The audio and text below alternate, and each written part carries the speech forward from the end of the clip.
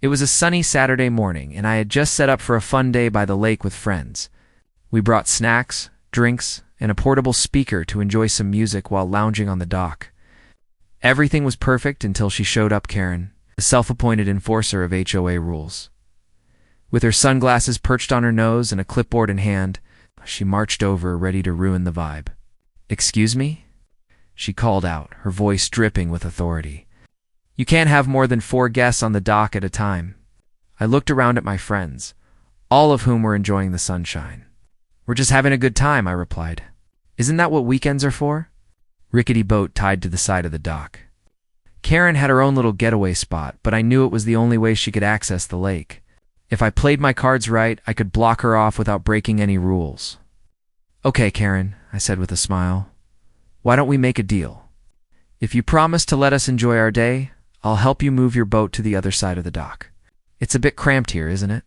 Her eyes narrowed, suspicious of my offer. But I could see curiosity creeping in. "Fine," she replied, clearly weighing her options, while my friends kept her busy with small talk. I quickly snagged a couple of floating buoys from my supplies and set them up strategically around her boat. It was a simple but effective blockade. With a few quick knots, I secured her boat in a way that made it nearly impossible for her to get out without my help. When Karen finally noticed what I had done, her face turned a shade of crimson. "What do you think you're doing?"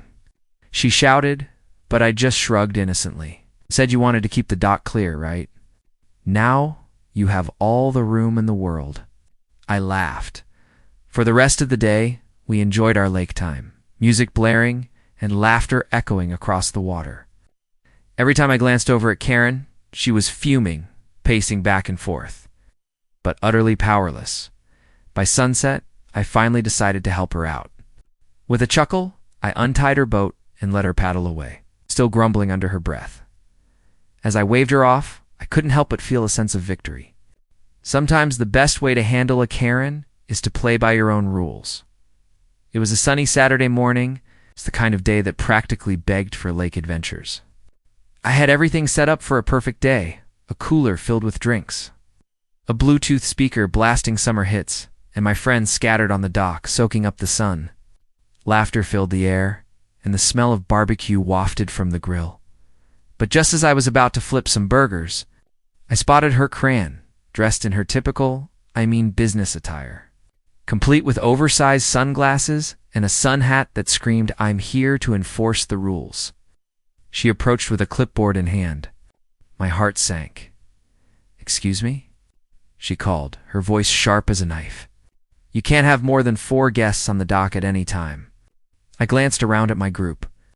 We were having a blast, and it seemed ridiculous to let one person ruin our fun. "We're just enjoying the day, Karen. Isn't that what weekends are for?" I shot back, trying to keep my tone light.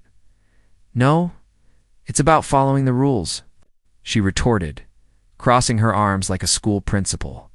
"If you don't comply, I'll report you to the HOA." That's when inspiration struck. I noticed her small, rickety boat tied up nearby. It was the only way she accessed the lake, and I knew I could use that to my advantage. "How about this, Karen?" I suggested with a smirk. "If you promise to let us enjoy our day, I'll help you move your boat to the other side of the dock. It looks a bit cramped here, doesn't it?" She hesitated, clearly weighing her options. "Fine," she snapped, still suspicious, while my friends kept her occupied with small talk. I quickly grabbed a couple of floating buoys and headed for her boat. With a few deft knots, I secured her vessel in such a way that it was practically anchored to the dock. The best part? Only I had the key to free her. As she turned her attention back to her boat, I could see the realization dawning on her face. "What do you think you're doing?" she shouted, her voice rising in indignation. "Just helping you out."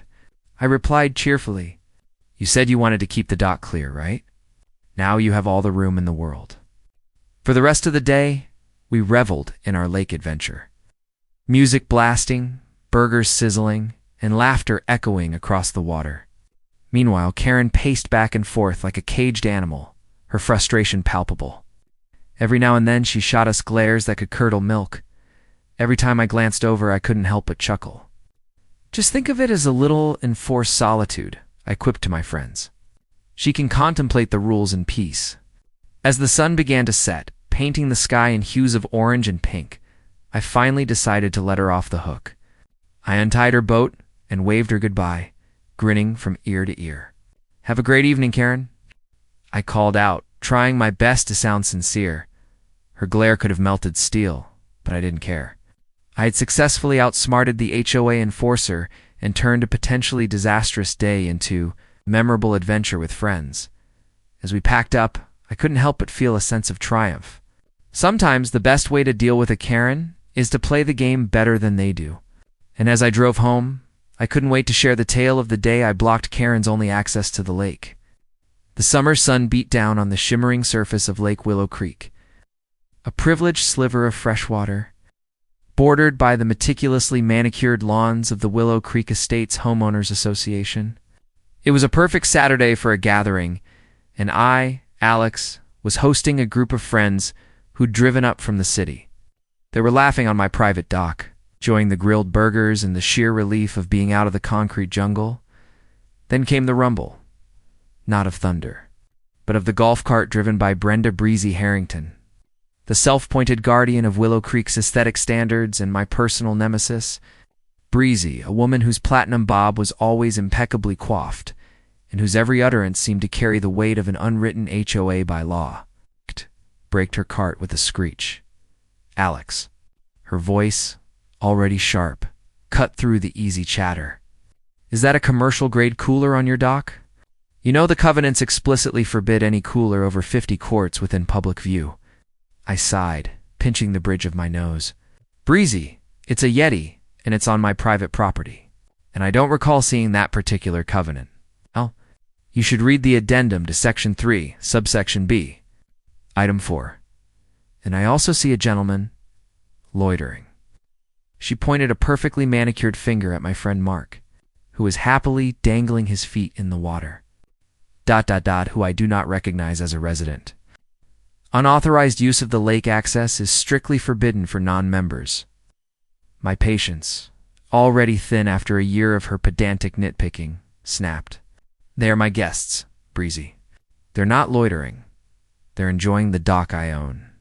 You have absolutely zero jurisdiction over who I invite onto my property." Breezy's face flushed a deep crimson. "The access to the water is communal. Your dock extends into the communal water space. I am ordering them off the dock immediately, or I will fine you for every hour they remain in violation." My friends, sensing the escalating drama, started to gather their things. This, I decided, was the final straw. She wouldn't just spoil my day. She'd bullied my guests into leaving. I had to end this. "You know what, Breezy?" I said, a slow, calm smile spreading across my face. "I think you should leave. And I think I'm going to take a moment to enjoy the peace and quiet." She huffed a theatrical breath, spun her golf cart around, and drove off, presumably to start drafting her official grievance letter, the unwritten rule, and the perfect. The thing about Willow Creek Estates was that while all properties had lake access, my lot was unique.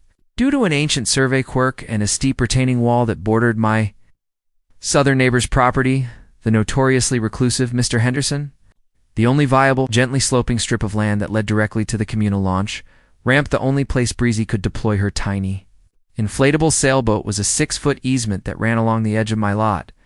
I watched her drive away, then got to work. I didn't violate any rules. I didn't even touch the easement. All I did was strategically place 3 very large, very heavy, and very brightly colored items, all of which were technically allowed on my property. A massive, custom-built, bright red potting bench I'd been meaning to install, positioned 2 inches from the easement line. My brand new, gargantuan 70-gallon rain barrel, a nod to water conservation, I'd tell her, placed on the opposite side, leaving a narrow, unusable gap, and the piece de resistance. The commercial grade, 52-quart cooler, which Breezy had just complained about. I filled it with ice and beer, placed it next to the potting bench, and topped it with a ridiculous inflatable flamingo I'd bought for the party. The effect was immediate and absolute. She couldn't get her sailboat trolley, or even her wide-load golf cart, through the remaining space. The payback I settled back in my dock chair, cracked open a beer, and waited. It didn't take long. About an hour later, Breezy and her husband Ted emerged, struggling to push their little sailboat on its small-wheeled dolly toward the lake.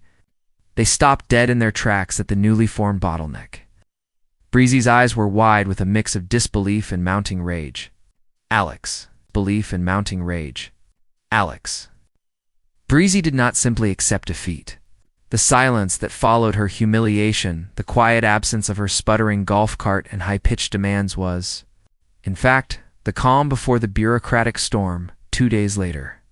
A certified letter arrived from the HOA. It wasn't about the cooler or the dock.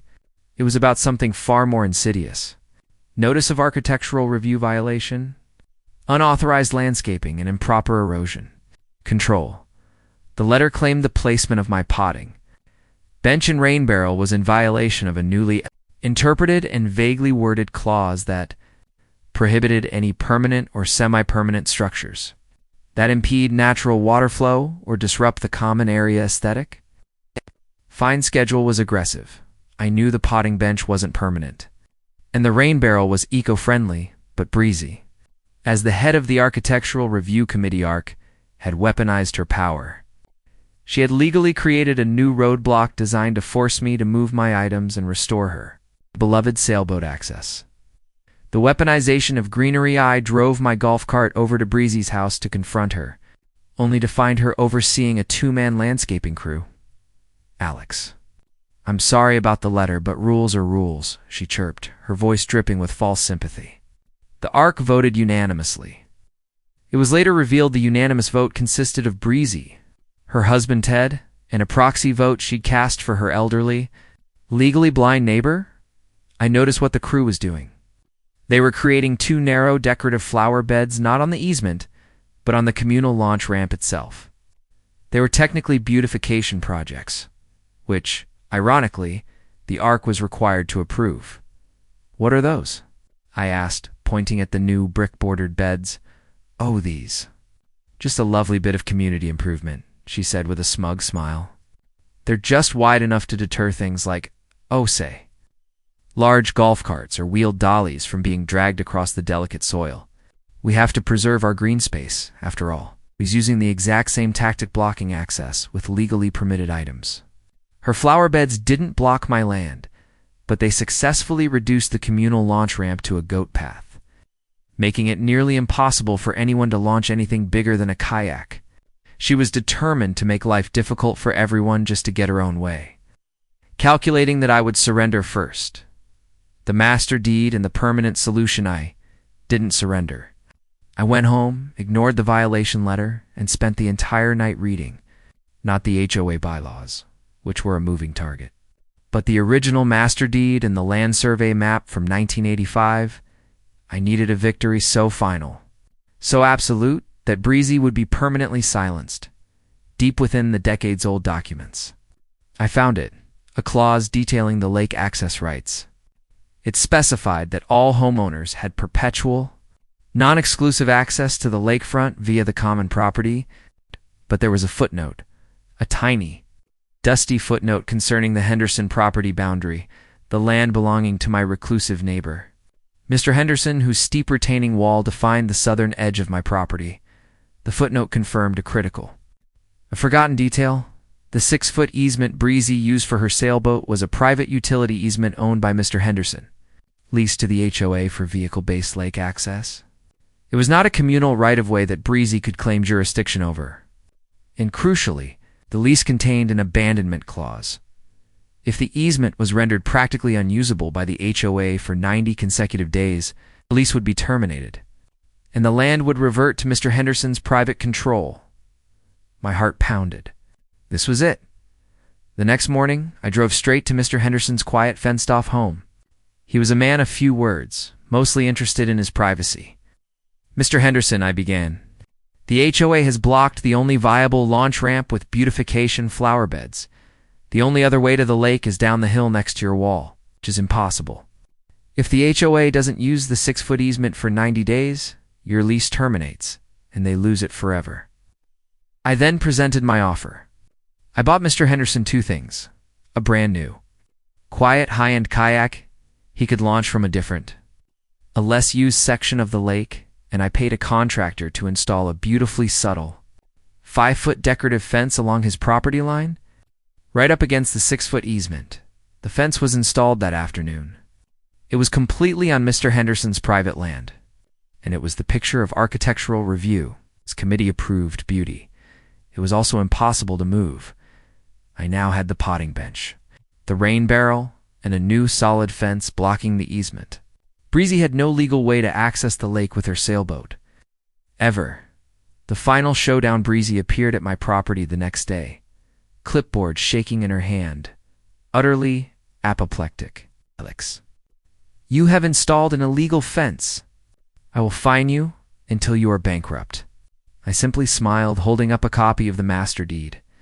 That, Breezy, is Mr. Henderson's fence. It's fully permitted, and it's on his land. If you touch it, you'll be charged with vandalism. But the access, you can't block the access. She wailed, her pristine facade finally crumbling. Oh, I didn't block your access, Breezy. You blocked your own access when you installed those lovely flower beds on the communal ramp, I pointed out, gesturing toward her beautification project. Between my properly placed items and Mr. Henderson's private fence, the utility easement is now rendered practically unusable. I'm just waiting for the 90-day abandonment clause to kick in. After that, Mr. Henderson owns the land outright, and the HOA's sailboat launch access vanishes forever. The truth sank in. Breezy had been so focused on winning a petty fight with me that she had used the HOA's authority to effectively destroy the only vehicle access the entire community had to the lake. Thereby ensuring the loss of the easement, she had successfully kicked herself and her entire community off the dock. Using the very rules she swore to uphold, Breezy did not sail that summer. She spent the next 3 months desperately trying and failing to get the ARC to approve the removal of her own beautification flower beds before the 90 days were up. She was voted off the board in the fall, replaced by a grateful Mr. Henderson, who immediately rescinded my fines. And every time I see my new neighbor, the former HOA Karen, glumly carrying a tiny inflatable raft down the long, steep, thorny path to the water, I raise a cold beer from my 50 tucker cooler and give her a cheerful wave.